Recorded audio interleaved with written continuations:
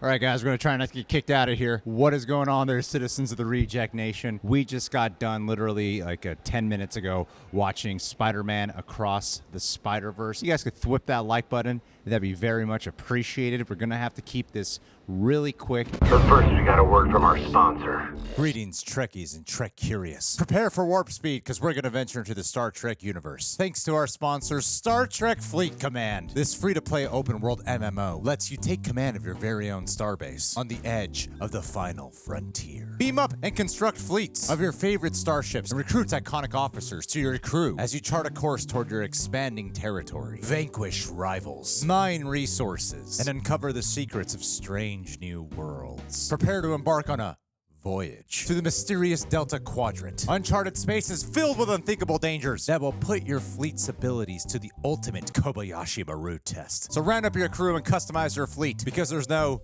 tribble at all, and taking control of your own starships. So engage with the strange new worlds, seek out new life and civilizations, and boldly go dominate the galaxy. Get ready to make it so with Star Trek Fleet Command's new Voyager arc, with over 20 fresh missions, game-changing features, and the return of some beloved characters. Truly an experience to set your Trekhoders whirring. If you're ready to join the millions of players already warping through the galaxy, assembling their fleets and taking part in spaceship battles, hit our link below or scan the QR code on your screen to download Star Trek Fleet Command today. So strap in, Starfleet cadets, and set your phasers to fun.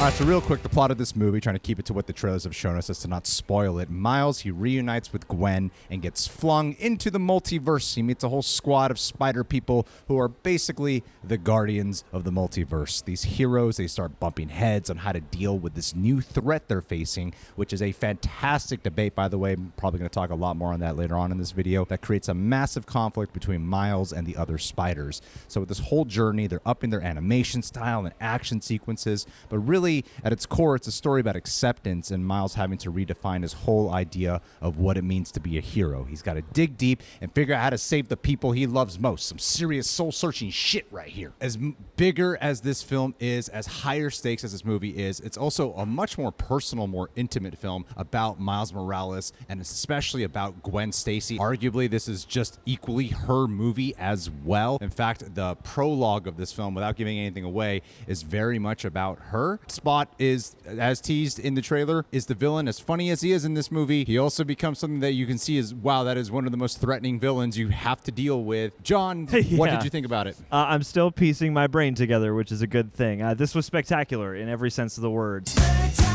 But yeah, coming out of the first movie, which is such a lovely, imaginative, sprawling experience that also has this great coming-of-age story inside, I thought they just managed to build on top of that and to keep the character heft, the actual emotional story, super engaged while giving you swaths of references and new universes and new visual styles and languages. Like, it is a feast for the eyes and ears and everything in between. It's overwhelming, but in a way that is really satisfying and fun and begs you to come back time and again, I would imagine. I mean, it's overwhelming in the same way how the first time you watched Into the Spider-Verse might have felt overwhelming at first as well. There were things about it where I'm like, okay, is the pacing off a tad bit here? Is this too much that's being thrown in my face right now? Instantly follow with the thought of, I bet on a rewatch it would not feel this way whatsoever, because Into the Spider-Verse, out of the Spider-Man films, it is my favorite of the Spider-Man movies. I want to watch it again before I say a statement like this. I think I like this one more than the first one. Got to keep in mind, this is also a part one of a two-parter here for the sequels. Does it end on a cliffhanger? Yes, it ends on a cliffhanger. And man, I didn't want it to end, though. I definitely didn't want it to end. I was like, oh man, you can feel when it's about to end. You're like, oh crap, I forgot. There's supposed to be a part 3 to conclude this story. Just make it a 5-hour movie, go. It's a complete film still for a part 2. It's been a while since I've seen a movie that really ends on such a cliffhanger where the story of this will not entirely be complete until you watch the next one, yet it's still, like, remember how the Lord of the Rings movies felt that way? It has that effect. Kind of like an Empire Strikes Back or a Two Towers. The reason why it feels complete is because they have such a personal tale here of what Gwen Stacy has to go through, and that's where so much of the personal journey and what makes this specific installment feel that much more complete without giving it away. You know, same for Miles, but he's got so much more of his character to tell. Bigger stakes of a film as it is, and as more bombastic and a crazy cacophony of events that are taking place here, it still had so many more scenes as compared to the first one that felt much slower, more intimate. They're just like scenes, like dialogue, character scenes that were not about crazy, vivid animation, just character scenes with so many of the characters that had so much dramatic heft,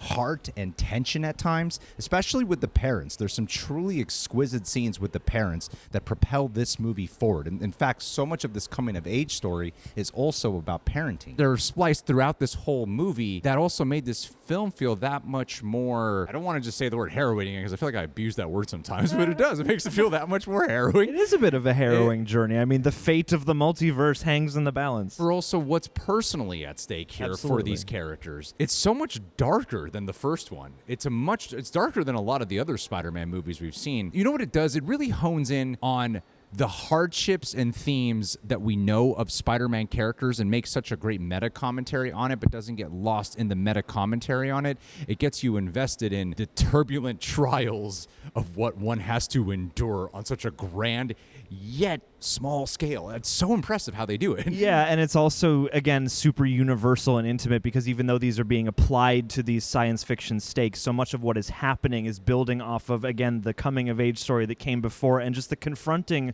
of life as you come of age, as you become an adult, as you become fully formed. There are going to be trials and tribulations that you cannot avoid, and sometimes life is going to throw you a bad hand or some kind of thing that you cannot negotiate or just go back and fix, and that is at the center of what's going on here. So there's like a harsh lesson being learned, and I think it's something too that's interesting to split into two parts because it's something that we all bargain with to one degree or another. It just happens to be applied to these, you know, comic book style stakes and aesthetics. And the art style too, I mean, as beautiful and grand as it was the first time around, I thought they made that even more expressive here so that the emotionality of the scene work, and even those scenes that are just breathing and aren't so kinetic, have the bolstering of the art that feels very alive. And again, like, even though this is probably all made on a computer, it feels like somebody took the time to draw it and to really put that care into everything. And the array of other characters too, and the little glimpses into their versions of the trials and tribulations of a Spider-Man, Spider-Woman, whatever. You know, it all comes back to something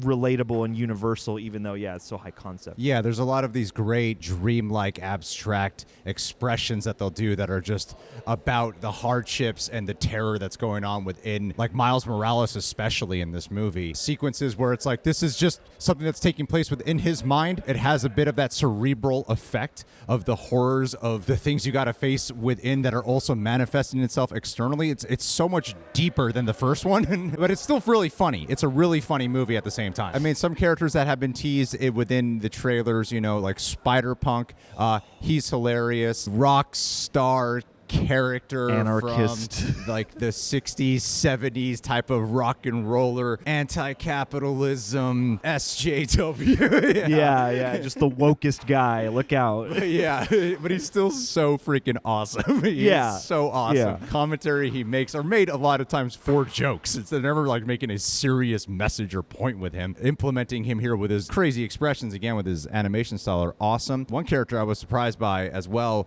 I don't know how to pronounce his name, the Spider-Man India character. Yeah. He was hilarious. What a wonderful addition to this whole universe. And a beautiful world of Mumbai, whatever the combination of Mumbai, Brooklyn is. Yeah. And then, of course, you got Miguel O Hara, Spider-Man 2099. What I loved about it is in the trailers, when you watch it, you're like, okay, is he going to be a villain? He does have this, I don't want to give it away because it's so much more gray. And that's one of the coolest parts about it, is the film definitely has like a threatening quality about him, yet I wouldn't categorize him as a villain. There's such a debate at its core that was like kind of given away. There's so much more to it. There's so much more meat around it than what's in the trailers. There is a debate surrounding an inner conflict that happens between him and Miles that involves, you know, what it really means to be a Spider-Man and certain sacrifices one has to make. And it is a fantastic debate that this movie's having, because even I'm there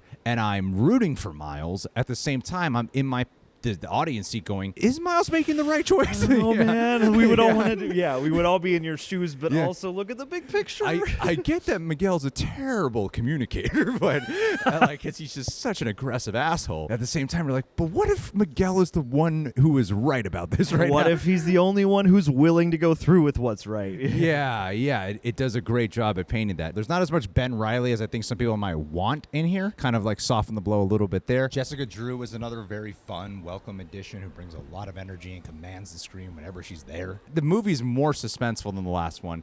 It's more intense. It's more complex, and that complexity is such a compliment to it because it easily could have been over convoluted, yet it doesn't go past that line. I feel like this movie is phenomenal. I think it's inspiring. One of the best animated movies I've ever seen. Yeah, I mean, is it leave you off on a note that is as fun or hopeful? Like the first movie, while crazy, is still simple compared to what this is. Yeah, but this one absolutely leaves you wanting more right now, and it leaves off in a place where you go, oh, but then you immediately feel that swell of having been through a cathartic and grand experience, and it leaves you with tons to appreciate and anticipate all at the same time. Again, on my first viewing, there were parts, and specifically in like the first 30 to 40 minutes, because it could be such like a kinetic ride, and then we got a really serious scene here, and it's slowing down. And I was like, I don't know if it's just because I'm coming off the high of that kinetic scene that sometimes I was like having a bit of a difficult time. I wouldn't even say difficult. It was got to calibrate your brain. You do got to calibrate your mind and heart at times to go, okay, now we're slowing down. Yeah, absolutely. But I wouldn't have it any other way. A perfect way to do a part 2, because it takes the events of what happened in the first one,